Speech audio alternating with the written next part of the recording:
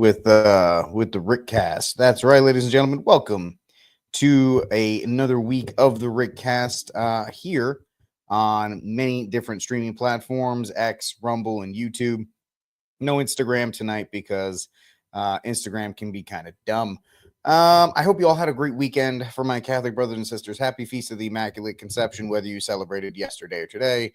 Happy celebration of that indeed, as we are moving forward to Christmas, man. I guess just when you get older, all this stuff seems to just speed up because Thanksgiving felt like it was 2 days ago, and now Christmas is going to be tomorrow, and shopping and all these other kinds of stupid things. It's just crazy. Can't really catch your breath, but I hope you're getting your stuff done. If you're looking for a last minute gift for somebody, never hurts to consider getting them what some say is the greatest book out there. That would be The Armed Catholic, The Catholic Case for Guns and Self-Defense, but you can get now at Amazon.com. It's the book that I wrote as a Catholic and a firearms instructor. I decided to tackle a topic nobody else talks about, and it's actually going to be, I don't want to say it's going to be advantageous, I guess you would say, to have that perspective when we're talking about Daniel Penny and Luigi Maggioni. I think that's his name, the most Italian dude you've ever heard. Were our top two stories of the day. We're talking about Luigi and we're talking about Daniel Penny. And then we're also going to be talking about Syria and the fact that Syria is now fallen, which it kind of tracks with what we were talking about, I think, at the beginning of last week, either last Monday or last Tuesday, when we talked about how seemingly with Trump's election, they needed to speed things up, or whatever was going to happen in Korea needed to happen now. So they had that mini coup that wasn't a coup, that was a coup pretending to be a coup, disguised as a coup. It's very interesting, the type of things that are happening right now internationally. And the speed trap, the speed race to get Syria to fall before Trump gets in office is pretty sad, because the CIA and the military industrial complex is desperate to get these things done, to spoil the Russians or whatever the case may be. We'll talk about that. Of course, I'm sure people will say, "Oh, you're an Assad apologist," and all these other kinds of things, and I would say I'm not, but I'll give you my reasons why I think that's not a great thing that happened in Syria. And also the idea, or not the last thing, I always want to do a gun story. I always want to get gun news into common language, or the common stories, instead of kind of just being sectored off into its own portion of the internet, just to get it into common verbiage, if you will. And that is the talk of Tim Kennedy. And Tim Kennedy, some of you like him, some of you don't. Some of you don't know who he is. He is a prominent Second Amendment influencer, and he's been accused of not really being able to stay on message. I'm not a huge fan of him, only because for such a large platform that the guy has, he's really bad at trying to keep a consistent message. So, sorry about that. Trying to get it into common use with that idea. And he's for gun control, he's not for gun control. He really, the support behind Kennedy, or the thing with Kennedy, goes into one of two camps. Either you agree that he's terrible, or you're Benedict Arnold, because how could you question a soldier who's been an MMA fighter? Because he was a soldier, he's an MMA fighter, and all these other kinds of things. He's had a very, he's a very eventful life, and he's done some pretty cool stuff. But the fact that, I guess, in modern times and in our current climate, there's always the race to make things more grander than they really are. I guess it's our social media culture, our Reels culture. We got to be hooked in with stuff, and the stories have to be more bombastic than they usually are, just to keep people's attention. But he's causing some rifts again, and I just want to highlight that as well.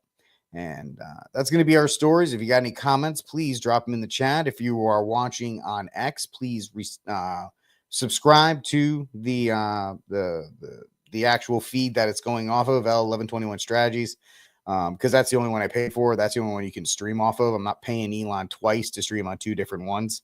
Or, follow me on YouTube, Rumble, wherever you find this. Like, subscribe, share, hit that notification bell. We're getting some pretty good traction on these videos. So I'm very happy to be with you all tonight. It's fantastic. All right. So let's just get to the front story, the one that I was actually going to go Syria. Then I was going to talk about Daniel Penny, and then I was going to talk about the United Healthcare CEO. Because when I started putting these stories together earlier in the day, they had just released the sketch of the United Healthcare killer. And then it just broke this afternoon. They found him, and then the pictures came out and the entire social media history, and then the YouTube channel, which has now been nuked and all this other kind of stuff. It just came on and on and on. So we're going to start with it just because we'll get the thirst traps out of the way, ladies and gentlemen. There you go. If you wanted to see him, there he is. All right. Everybody's favorite the left loves to put their heroes on a pedestal, and he is a hero to the left. Luigi Mangione is what I'm going to go with. Luigi Mangione, who is apparently a 26-year-old wonder kid who has 130 IQ. He has all of these he's got a bachelor's, and he's got a master's in science and in all these kind of stuff. And he is the guy that the police are identifying as the killer in last week's shooting, which YouTube was nice enough to demonetize, or they age restricted that video because I was, bold enough. I'll go with bold enough to show the entire thing. Maybe that was stupid. Live and learn, I guess. But this reminds me a lot of the Zarnoff brother, the younger Zarnoff, when he was captured. Similar fashion, too. I'm going to get to that in a second, but Timothy Taylor writes, why are Republicans on Fox and social media rejoicing at the verdict given in a Democratic courtroom from a Democratic jury? Oh, you're going to talk about the Penny case? Yeah, we'll talk about that in a minute. Because Fox News, it's a New York thing, and, they're trying to they're trying to have some kind of credibility being neutral. I don't really try to look at the way Fox News does anything. I try to do whatever the opposite of what they're doing. But back to Luigi Mangione, our shooter here. Think about this. I'll give a couple quick comparisons. The first one was they were both caught not by our $1 trillion surveillance state. The Sarnoff kid was found in a boat when an old guy went out to smoke a cigarette after they shut the entire city down. This guy was found in a McDonald's, which apparently is like the restaurant of the year between Trump and this and all the, beef towel and all these other kinds of things. It really is kind of just jumping back into the mainstream, and everybody is apparently loving it. But they were both caught by citizens. They were not caught by the state, and they were both being celebrated for their youthful, attractive looks. They both were. I think we all are not very far removed from when Zarnoff was on the cover of Rolling Stone with that rock star treatment that he had. I'm sure this guy's going to be set up for something like that very soon as well. The fawning over this man from TikTok women, I guess they found out they like boys again. I guess there's no more pansexualism because all the ladies are thirst trapping over this guy over on TikTok and other places, which whatever. So this is the guy found 4 states away, or a couple states away. Let's get to the article here from New York 4. Who is Luigi Mangione? He's a high school valedictorian ID'd as the person of interest in the CEO killing. I want you to think about this. 26 years old. Somebody asked, why 26 years old? Why would a 26-year-old be worried about healthcare? Right? Why would he be so concerned? Well, under Obamacare, the Affordable Care Act, 26 years old is the last year you can what? It's the last year you can be on your parents' insurance. And Luigi here apparently had some back issues. He had back surgery, which had caused him quite a lot of pain. And he was going to have to now foot his own medical bills next year once he got off of his parents' medical, which I'm not really crying much of a river. I got an ACL I got one, my left leg doesn't have an ACL in it. I got a bad back from wherever. Both my ankles snapped so much, I might as well get an endorsement deal from Snap, Crackle, and Pop. But, you know, back pain is a part of life. Pain in your body is a part of life. But when he got caught with his firearm, weird, with the suppressor, weird, and with the manifesto, also weird that he would be caught with all of these things. And once he was caught, he ordered his food and just sat in the McDonald's waiting for the police to show up. So there's a lot of people who don't really, there's a lot to this story that people are trying to put together. There's a lot of people who are trying to figure out how any of this makes sense. This dude was calm and collected last week when this hit was put out. Then there was the 3 words inscribed on the bullets. The fact that he made a flawless getaway and didn't immediately evacuate to a different country. Although I was actually thinking that he felt as a leftist that, and this is with good reason, that he could pretty much hide in every city because there's enough people, and I'm talking even about the people who run the justice departments, DAs and so forth, who agree with his type of thinking, that he could essentially just go on an underground railroad until people forgot who he was. But his biggest mistake, as all men, all the way back to Samson, was a woman. He did all this planning. He put the bike out. He actually had Monopoly money he was going to spread all over the body. That's what was in the backpack, and that's what he dumped. But apparently the famous photo of him with his mask down is him flirting with a member of the female species. And so that's what took him out. Tale as old as time, right? All the way, like I said, Samson was defeated by Delilah. Luigi was defeated by a woman that we'll never know. Only she will know because she was the one that he interacted with. And so he gets on and, you know, G Money actually has a really good point. He might have had better luck if he took his chances in New York City. He probably would have got a favorable jury after everything died down. But the fact is, his entire profile is strange. The YouTube channel, which had a dead man switch, a video is uploaded, said, if you're reading this, I've been arrested. And it had a countdown clock to the 11th of December, which YouTube has decided to nuke because they don't want us to have any fun. But let's see here. Police arrested the 26-year-old on Monday on firearm charges and publicly identified him as the person of interest in the killing of the United Healthcare CEO, Brian Thompson. The executive gunned down on a busy Midtown sidewalk last week. Midtown Manhattan sidewalk last week. New York Police Department said the man was being held near Altoona, Pennsylvania, which is where apparently this McDonald's was, where he was found. Because he looked suspicious and called the police. Quote, at this time, he's believed to be our person of interest in this brazen targeted murder of Brian Thompson, CEO of United Healthcare, last Wednesday.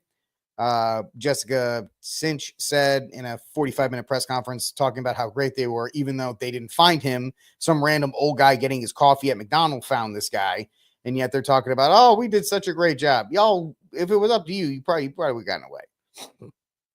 He's not been charged in Thompson's death at this time. He was scheduled to appear in court Monday evening in connection with the gun charge. Now, the gun charge is right here. This is the fake ID that he was found with, although the McLovin one was actually hysterical because it's apparently from Hawaii, or as Tulsi Gabbard would say, Hawaii. And the McLovin one was great. But this is the big thing that the gun community needs to be aware of. This looks like some kind of 3D printed, some kind of lower that you could buy and then just grab a Glock or a couple there, or Glock model or a Glock knockoff slide, which the reason why this is a big deal is if you're not in the gun community, this lower part up here, where the handle is and the trigger, that's what we call the serialized part of the firearm. If you were ever to buy a Glock or a SIG or whatever, they have them all, or if you buy a Springfield, they're all over the gun. The serial number's all over the gun. but it usually is up here. Maybe it's underneath the trigger guard, depends on how the company wants to do it. But this right here is the serialized part.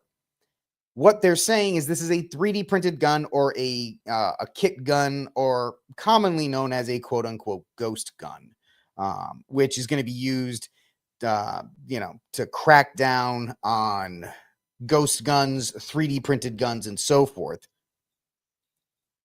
So if you want a 3D printed gun, you got to get one in the next couple of weeks. Probably by the end of the year would be a good time frame, because as soon as this thing goes up, this thing's going to go.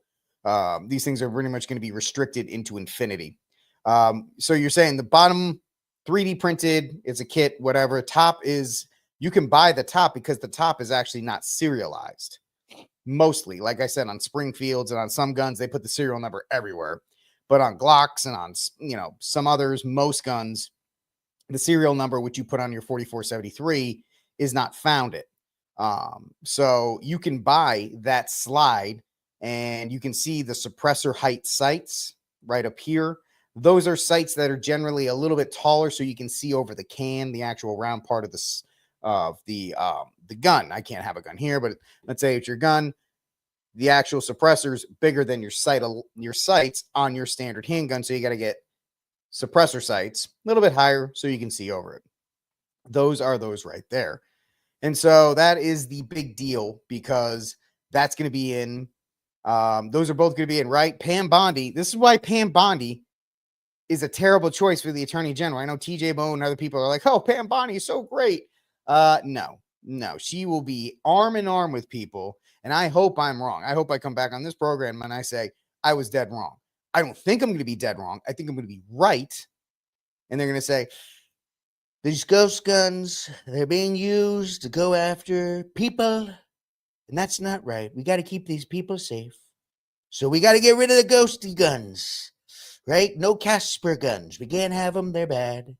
And Pam Bondi will run around. She'll be like, yep. And she'll stamp on that, and that'll be it.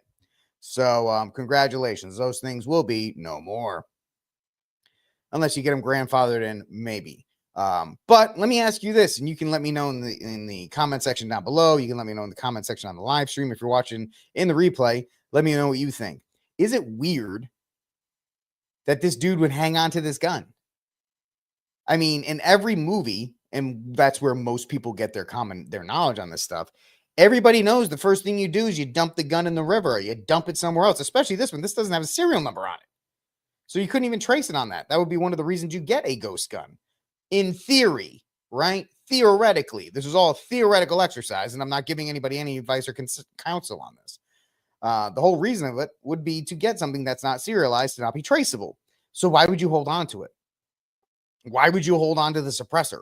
I mean, I get it. It's a $200 tax stamp on top of it. It's pretty expensive, right? Maybe just for poops and giggles.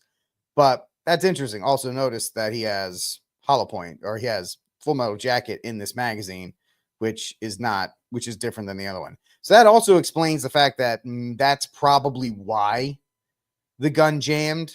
Not all 3D printed guns jam, but he probably wasn't used to it. The grip angle wasn't right, whatever the case may be. But that's the gun that he's being used on the gun charge. Quote, we don't think there's any specific threat to other people mentioned in that document, but it does seem he had some ill will towards corporate America. Yeah, like any other leftist. Like any other leftist fruitcake, nut job, crazy guy. And, people were looking at his Goodreads. They were looking at his history. And it kind of dropped off after 2023. And so people were kind of trying to speculate what happened, what turned this guy from a regular, supposedly good-looking athletic kid that was running around and seemed to have somewhat of a decent life going on.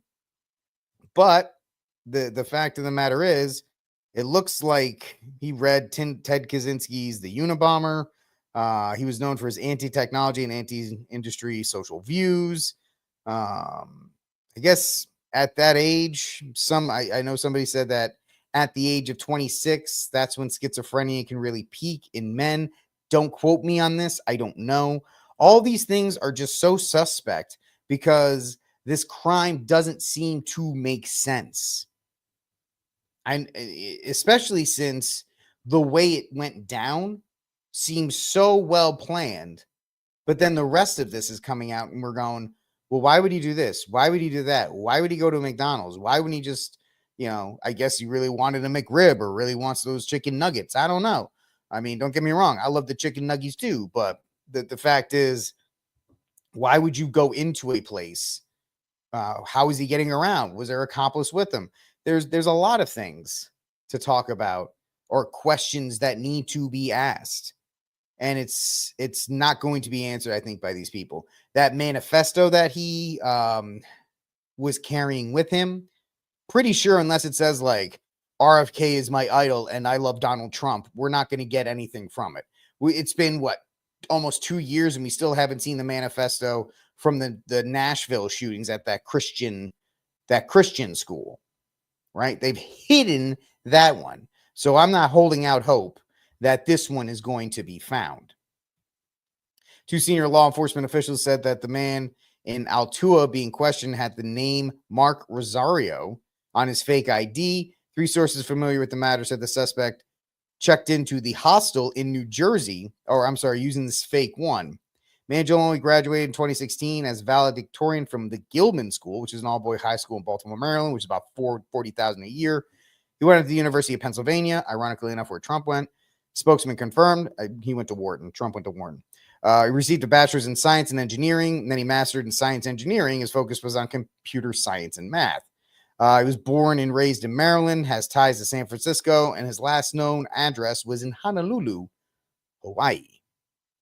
So he got around. Kenny said the police did not have his name prior to Monday.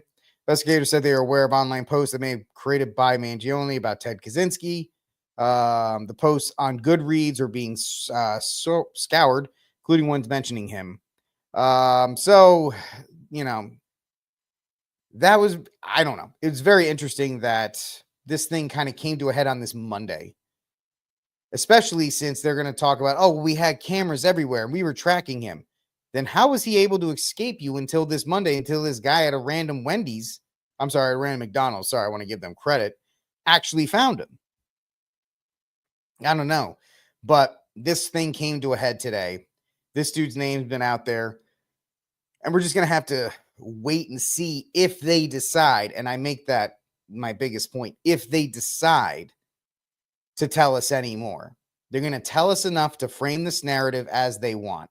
But Luigi Mangione, who, the soprano, apparently he is so attractive that he's even got like Taylor Lorenz, and, people who are steeped in internet culture will see this.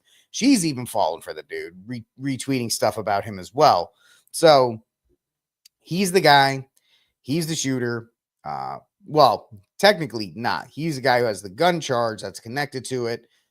But in all likelihood, we'll see if he ends up being charged with the shooting of the CEO, which all of us kind of believe he's going to be, right? It seems like he's going to be the guy that's going to get that. Why wouldn't he? But it was an interesting way to see this happen in real time, right? His name was identified.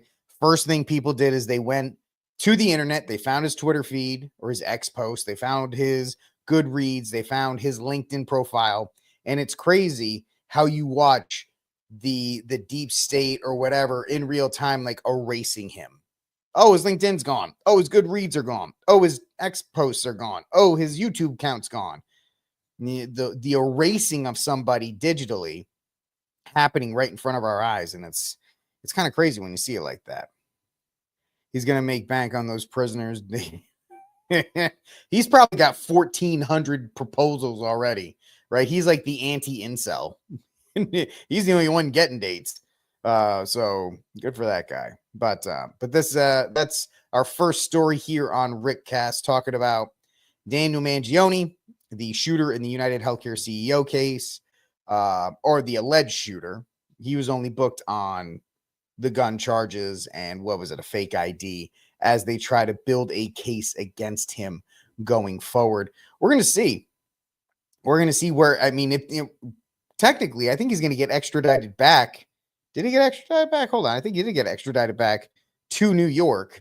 So when we were joking about him getting a better trial in New York, he probably will, depending on who's going to talk to him about it. I don't have it, but there's plenty of video of him being extradited and being brought back to New York where he can face trial, and we'll see where it goes from there. And of course, I will give you my vapid opinion on this, because in a sea of vapid podcasts that don't mean much about anything, this is just another one. Welcome back to Rickcast, ladies and gentlemen. Second story of the day. This is a good one. The first one was kind of weird.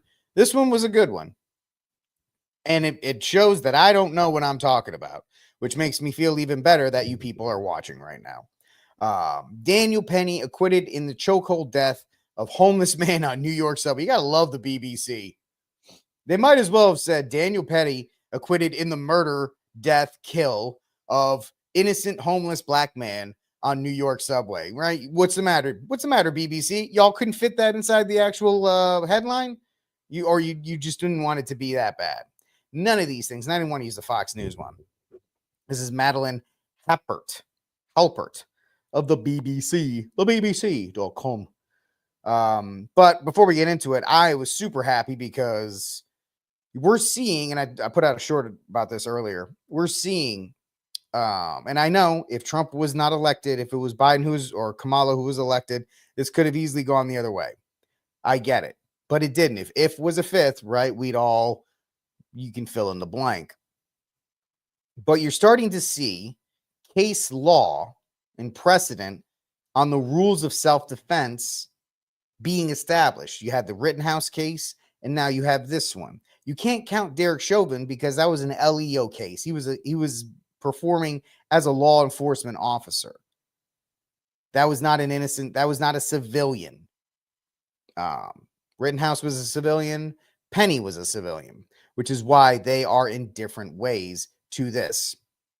So the 26-year-old man has been acquitted of homicide, which is incorrect because it wasn't going to be homicide because they didn't kill him. Jordan Neely died at the hospital. He didn't die there. After the paramedics showed up and they were like, this dude's really kind of nasty. I don't want to do CPR on him. That's in the transcript. That's not Rick Barrett being a racist. Don't come at me and being like, oh, you're such a racist dude. That's not me, man. You have to understand that the paramedics showed up and they were like, just get him on a cart and let's get out of here. We're not going to do any of this other stuff because he is not really well set up. So jurors deliberated for 5 days before declaring, holding a case that has sparked weeks of protest. There's like 5 people outside the courthouse protesting, right? This is not going to be the same level of protest that you found after somebody like Michael Brown or Trayvon Martin or George Floyd. One of the biggest reasons why it's December. Riding is a little harder to do in the cold.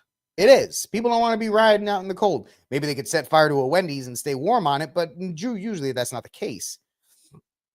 And it reignited debates over race, mental illness, and public safety. These are all things that the BBC has decided to inject into this article because none of that is there.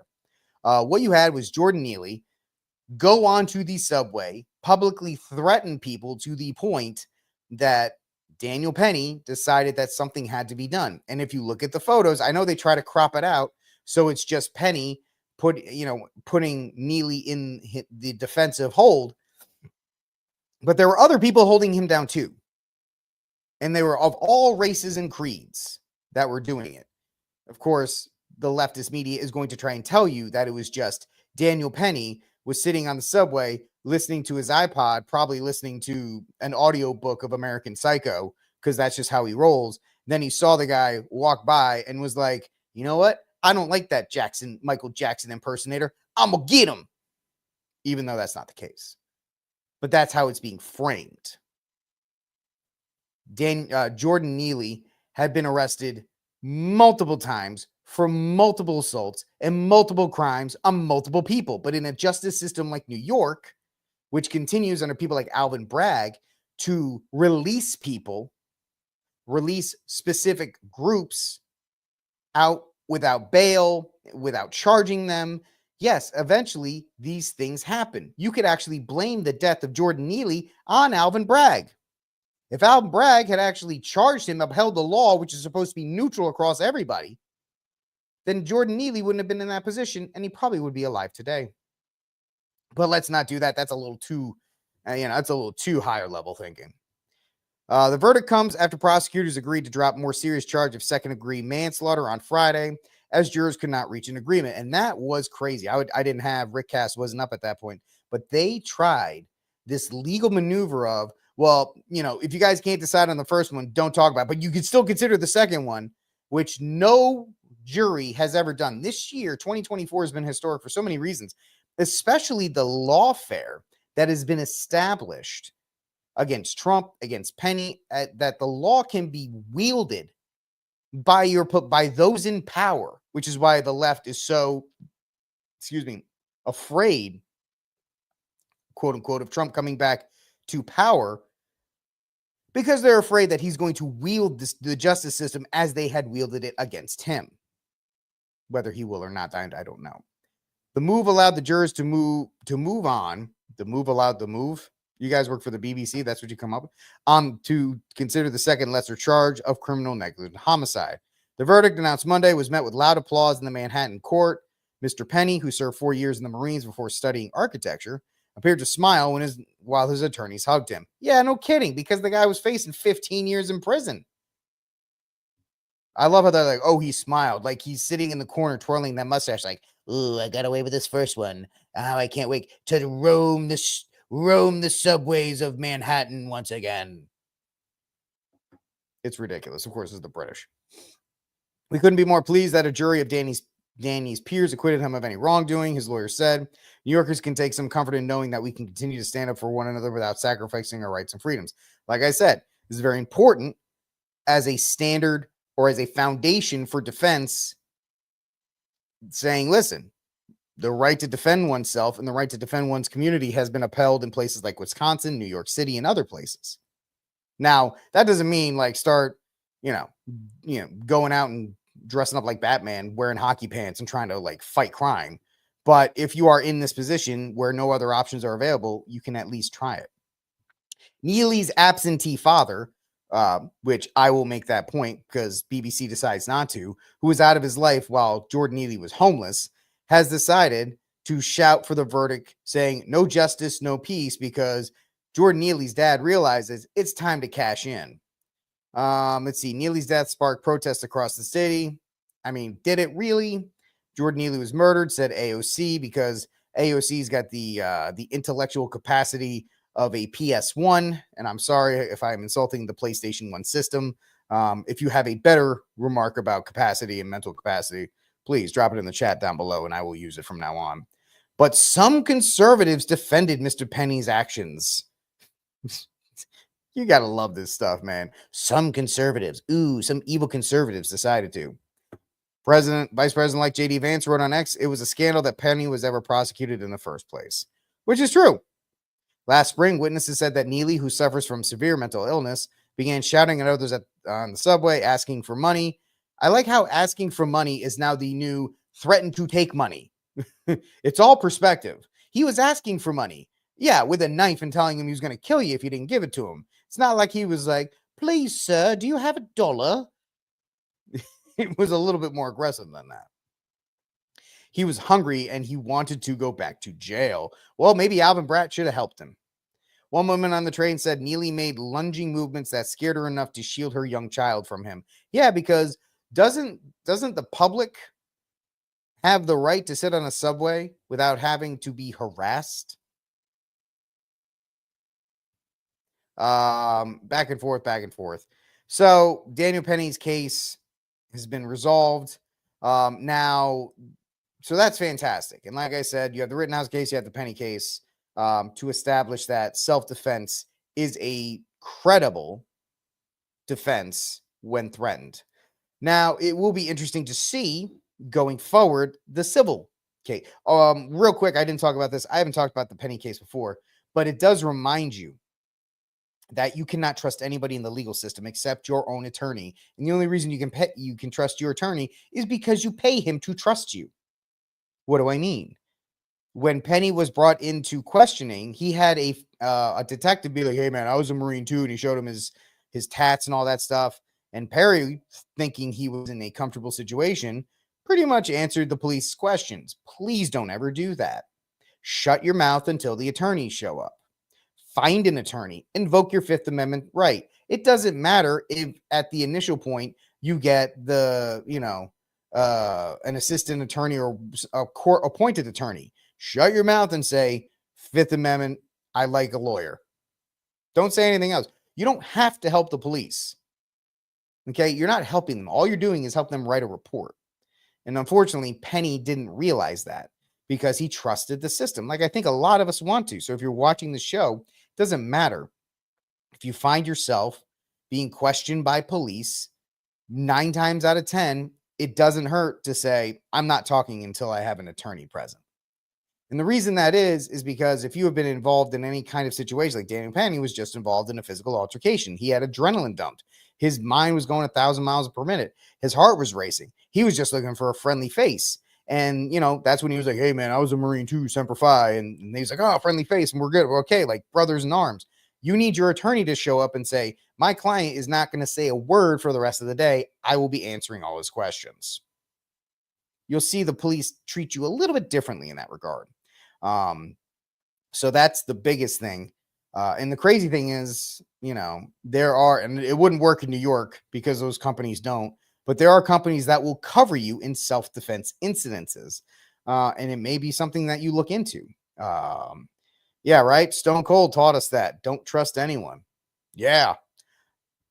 There are self-defense, there are companies, there are attorney representation organizations that will defend you in self-defense incidences, no matter what.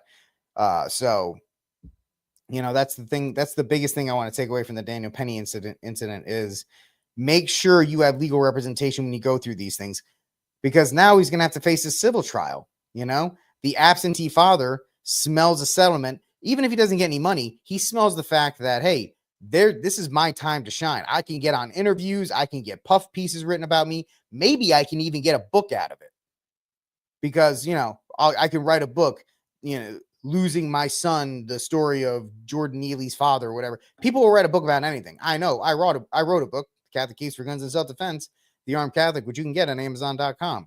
So the fact of the matter is, this guy's going to push it because his 15 minutes are not up. His 15 minutes are, he's in the midst of it. And I'm sure he will at least attempt to file the civil case. Will it go through? That'll be up to a judge. That'll be up to a judge who will say, listen, I don't know what you're looking for, because if Daniel Penny has any decent defense attorney, he's going to say, why is this guy sniffing around? He wasn't here for Jordan Neely's entire life. Why is he so offended that Jordan Neely's dead? Because he didn't take any time. I mean, you got to be a ruthless lawyer. If the choice is keeping Daniel Penny from losing any more money and shredding your opponent, shred your opponent. Your job is not to take into account the feelings of your opponent. There is no justice in a civil trial. There's only victory. That is the only thing you have to be concerned about. And you need a lawyer that's going to do that, who's going to stand there and say, Jordan Neely's dad, who is now sitting here crying in front of you about the death of his son, was absent for most of his life. So I don't know why these tears exist, because they weren't there when Jordan Neely needed him. He wasn't there for Jordan Neely in life. So why is he exploiting him in Jordan Neely's death? And hopefully there's a better attorney than I am who can say that and get this civil trial dismissed. Should be a really easy way to do it. But that's also going to see how much the media really wants to take on this case in the court of public opinion, because we know that can also impact how juries work. Sometimes they do, sometimes they don't. And whether Daniel Penny got a good judge in this case, thanks, somehow, and maybe he gets a civil court judge who is not as good, and then he's going to have to go through the entire thing over again. All right, ladies and gentlemen, welcome to Rickcast. I am the aforementioned Rick, and I appreciate you joining me on this this Monday, December 9th, 2024, in the year of our Lord, 2024, last month of the year, before we set this whole thing up and we do it all over again, right? We start up in 2025. But if you like what you're seeing, if you're on YouTube or Rumble, like, subscribe, and share the content. Whether you're live or in the replay, please do so.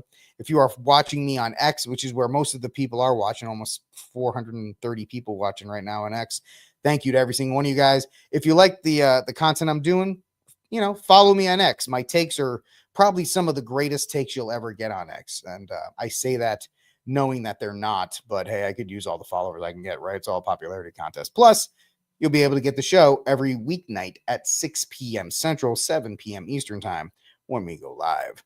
All right, let's get to our second to last story of the day. From Reuters.com, Syria rebels topple Assad, who flees to Russia in Mideast shakeup. Very interesting that we have all these countries in different parts of the world, which they would have to be, right, enacting or going into overdrive, whatever plans they thought they were able to get away with in a Joe Biden, Kamala Harris second term, knowing that Trump, who does not want the military industrial complex spread out as far as it is being put in a position that I've been saying. I said, if Trump does win the 2024 election, they're going to light fires across the world before he gets in there because he won't have the ability to stop it, or it's going to make it much harder for him to focus on domestic policy when he's trying to put out these international fires. Well, let's take a look real quick by Maya Jinbeli and Timur Azari. So, real quick, lightning rebels advance ends Assad family rule. Rebels say they entered the capital with no signs of the army. Russia gives asylum to Assad and his family. Assad's falls deals a major blow to Russians and Iran. Western states will have to deal with triumphant Islamists that they are apparently backing. Let's not let that out. Okay, these Islamists have been funded most likely by the CIA, because as soon as this thing happened, Lindsey Graham started drooling like Pavlov's dog, saying, I think we can start doing the airstrikes now, right? We can start doing these airstrikes and we can start getting them troops on the ground because we got another war to fight. Because there's not a war there's not a country he wouldn't bomb or a country he wouldn't invade to spill the blood of your sons and daughters. But he's out there talking about this as well. And it's interesting because the right, the neocons will tell you, oh, this is a huge blow to Iran. They're not going to be able to fund different terrorist groups because the Syrians were a linchpin and a way to get in. Like, the Iranians are just going to give up. Oh, darn, we lost Syria. I guess we can't do this anymore. Of course not. They're going to find a way. They're going to rebound and go back at it. So this does nothing. And was Assad perfect? No. There's no leader on the face of this planet that's perfect, because there's no human being on the face of this planet that's perfect. But much like we found in Iraq, much like we found in Libya, we had rulers that were not perfect, rulers that you could dare say were homicidal maniacs, but they kept everything in line. In that part of the world where most of those countries lost Christendom and have become Islamic and now do not have stable regimes or stable governments because of the religious influence that is now governing them. I lost my train of thought. I thought it was a really good point I was getting to too. The fact of the matter is, none of those countries, Libya, Iraq, Syria, Egypt, Yemen, Saudi Arabia, any of them, whatever you want, they're all tyrannical in one way or another. And the idea that, oh, well, we've deposed Assad and now we have these guys. Okay. Is the devil you know better than the devil you don't?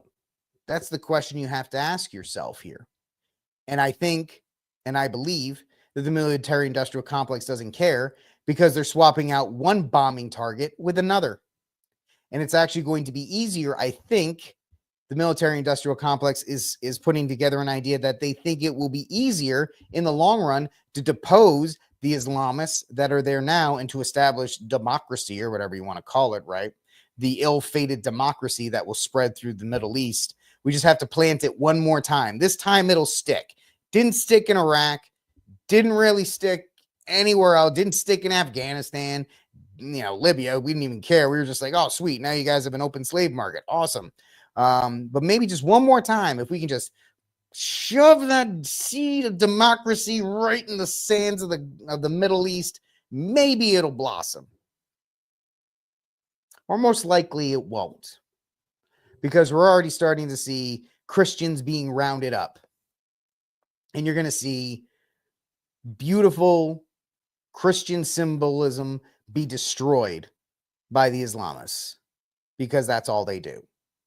They destroy and they take over. And so great job, everybody. We had to make sure we sped up the Syrian decline, which they tried to do all the way back to 2015 with Obama. And they tried with Trump and during Trump's first term, and he shot the missiles onto the runway. And everybody had kind of just kept the Syrians like, all right, well, we'll just kind of let it. There's a civil war going on there, but we can kind of keep it in check. Maybe this, maybe that. Nah, they're just like, forget this. Execute Order 66 on the Syrians. Done. And so now you have it. And of course, the way this article will talk about, the Syrian rebels seized the capital of Damascus unopposed on Sunday after a lightning advance that sent President Bashar al-Assad fleeing to Russia after a 13-year civil war and 6 decades of his family's autocratic rule. Okay, Reuters, what are you going to replace it with? That's all I want to know. I mean, all you have to do is look at Afghanistan when the Taliban came over and they're like, oh, yeah, we're going to let women do this. Yeah, they don't. Yeah, they don't. They rollerblade. They roll around the streets of the capital of Afghanistan on rollerblades with all our gear, but they don't let women have any kind of rights or any of these other kinds of things. One of the biggest turning points for the Middle Eastern generations, the fall of Assad's government wiped out a bastion from which Iran and Russia exercised influence across the Arab world. Second question I want to give to Reuters. Do you think the Russians and the Iranians are going to give up? Do you think they're going to pack their bags and go home? Because this is once again U.S. strategic short-sightedness for a dollar. Because the U.S. needs a sandbox to play in. We had our sandbox in Afghanistan that we could, dump the military industrial. We had to build these bombs. We have to build these bombs. We got to bomb somebody. We pulled out of Afghanistan. We don't have a sandbox to play in. I guess we can play in Syria. I mean, we tried to play a little bit in the Ukraine, but that one wasn't fun. That one wasn't popular. Like the Afghani one, you could get away with because they said, oh, well, we were going after the Taliban. We're getting rid of the Taliban. Americans were like, oh, yeah, I guess. And to anybody who served in the global war on terror, this is not an affront to you or anybody that served. I never signed on the dotted line. I never served. So, this is more my critique of the government policies that put you guys and gals in harm's way. And the fact of the matter is, we played in that sandbox. We got out. We need a new one. Looks like we'll try Syria. Maybe Syria could be our new sandbox for the next 10 years while we go after the Islamists who are now bad. They were good. Now they're bad. Ooh, whatever the case may be in that regard. This is not good. This is not good because it will lead to untold amount of death, destruction, persecution. And as I said before, pray for, if you're a Christian or a Catholic, pray for your brothers and sisters in Syria, because they're going to be going through untold persecution. U.S.-backed persecution, by the way, and persecution that people like Ben Shapiro, and I know Twitter is trying to, clean this up, where Ben Shapiro was like, yeah, the Christian Syrians, it's bad that they're getting slaughtered, but in the end, it's a good thing because it's good for Israel. That's the guy that you people keep giving your money to DW for. And that's the guy that people come after me when I ask why Knowles and Walsh still work for and all the other Catholics work for the Daily Wire. When you have an owner of the Daily Wire who's like, yeah, it's kind of bad that the Syrians are going to kill the Christians, but it benefits Israel, so it's kind of okay that they die. It's really okay because Israel's better. And you people want to keep giving your money to that guy. That's the thing that absolutely blows my mind. Yeah, and I know I'm a nobody in a bedroom yelling about this, but 663 of you are watching right now, so I have to give credit to X. If X didn't exist, this program wouldn't be possible because I was never making these kind of numbers on YouTube or Rumble. But thank you to every single one of y'all who are watching right now. It's greatly appreciated. Thank you for hanging out with me. If you're on X and you like what I'm doing, consider following my posts all day. They're fun and very informative. So yes, that's the big thing. The Syrian rebels topple Assad. And that's just going to be another sandbox for the military industrial complex to play in while they figure out something else or while they try to put the screws to Russia. And this is another fire. You have the Ukraine, you have Syria. Keep your eye on Taiwan. There's still time before Trump gets into office that Taiwan, they can set the fire on Taiwan and make at least things get a little bit more tense over there. So we'll see about all of that going forward. The amount of fires they can light internationally pulls Trump's attention away from domestic stuff. And Phil Labonte of All That Remains, said it best. You got about 18 months to get anything you want done in the second term of Trump to get done. Because after that, it's 2028, it's midterms, and everybody's going to kind of just go their own way. And if they can light enough international fires to keep the administrations focused on that for even a year, then that's not going to allow Trump to give his full attention to the domestic issues that we all want. What do we want? We want prices lower, and we want the border secured, and we want anybody who's here as a criminal alien to be deported. So we'll see how much of these international fires that are lit will really get in the way of what Trump tries to do. All right, last story of the day, ladies and gentlemen. Stolen valor. Former UFC fighter Tim Kennedy faces allegations for falsifying military service. Why am I going after Tim Kennedy? Is it because I'm jealous of the guy? No. Am I an anti-military guy? No. He highlights something that is very important to me, and that is your God-given right to keep and bear arms. I believe in that right. I believe every single person, even people I don't agree with, I agree that everybody should have a right to keep and bear arms and to defend themselves. And Tim Kennedy, with his large platform, has flip-flopped on this issue so many times that it does not bode well for our community, and it highlights that the Second Amendment community, the two-way community, whatever you want to call it, community, is infiltrated by people who do not believe in the cause but are looking to make a buck. Now, do I think Tim Kennedy is that way? I don't know what's in the guy's heart. All I know is that his first statement on gun control was an abject support of it when he was on the Lance Armstrong podcast. And then he's gone back and forth over and over and over again. And he doesn't have a consistent message. And when it comes to your right to keep and bear arms and to defend yourself, it needs to be 100% the exact same message, the exact same time. You have it, and nobody has the right to take it from you. There is no gun law that is good policy. Anyway, this is by BVM Sports. Don't know who they are, but they kind of have an idea.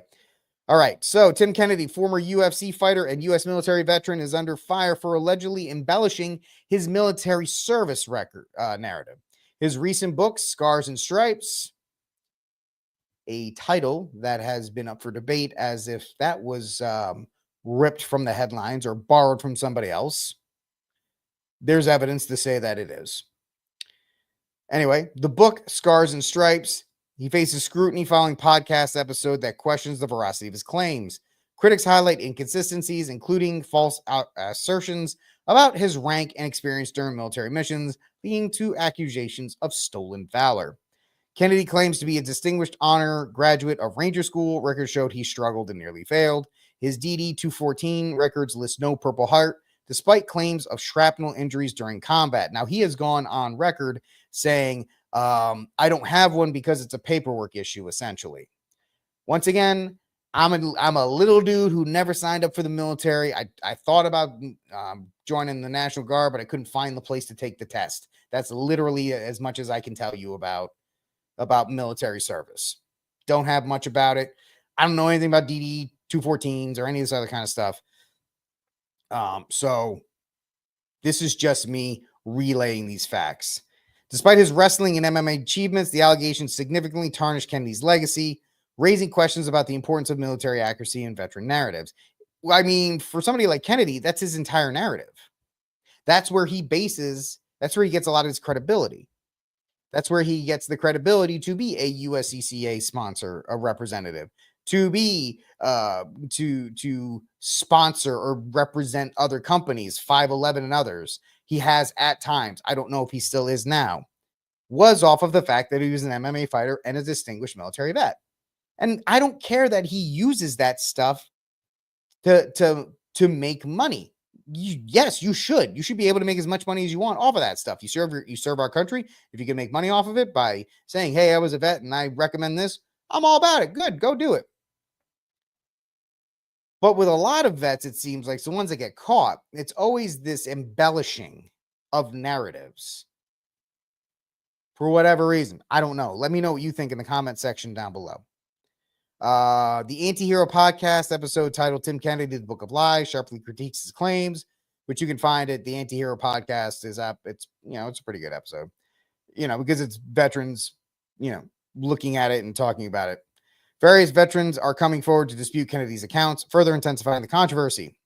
Increased public scrutiny may lead to more veterans sharing their experiences, potentially resulting in formal investigations into Kennedy's claims of military achievements. The bottom line, the controversy surrounding Tim Kennedy illustrates the delicate balance between military pride and obligations of truth. That's the thing, man. Like, if you can't stand on that record, then why are you trying to embellish it? And it's kind of the idea, and I hate to conflate the two.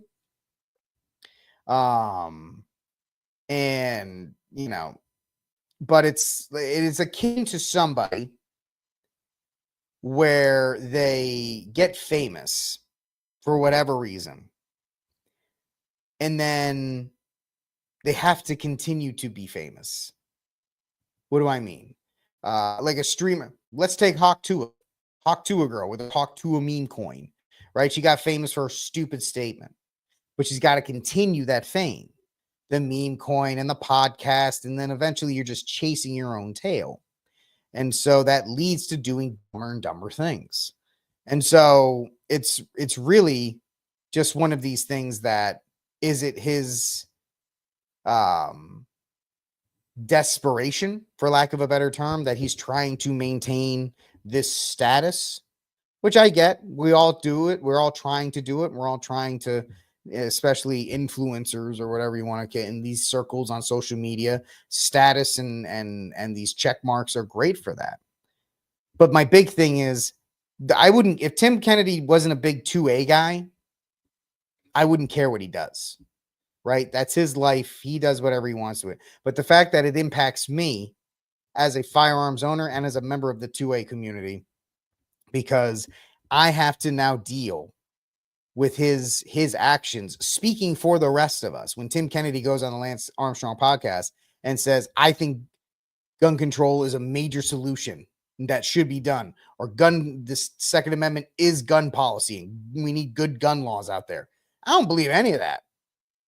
But I got to deal with people on the outside being like, well, this guy who's a special forces guy and he's got a Purple Heart, he's got all these other credentials, he thinks we should, so shut your face. And it makes the cause for gun ownership a little bit harder. And it highlights the fact that you got to be careful of who you support. If you're a gun person and you watch GunTube, like Heavy Duty Country or Johnny B or Warrior Poet Society or the Gun Collective, all these great people that are out there, just be careful of the ones you support, because the guys I listed, they're all in. They are all in 2A all day. But there are others who are not. Just like in any industry, you got to be careful for the ones that are really, truly grifters. All right, folks, that is going to be it for this episode of Rickcast. Thank you so much for hanging out with me. 863 people on a Monday. What are you people doing? What's wrong with you people? Thank you for hanging out with me. Once again, if you like what I'm doing, if you like my message and you're on X, you can follow me here. It would be greatly appreciated. Let me know what you liked about the show. Send me some messages and so forth. If you're watching on YouTube or on Rumble, please like, subscribe, share, hit the notification button, and share the show out with your friends. Let them know that there's a show between 6 and 7 that covers topics of the day for y'all. And I will see you all tomorrow on Tuesday, the 10th of December, 2024. All right, folks, I will talk to you all tomorrow. And as always, free Dexter Taylor.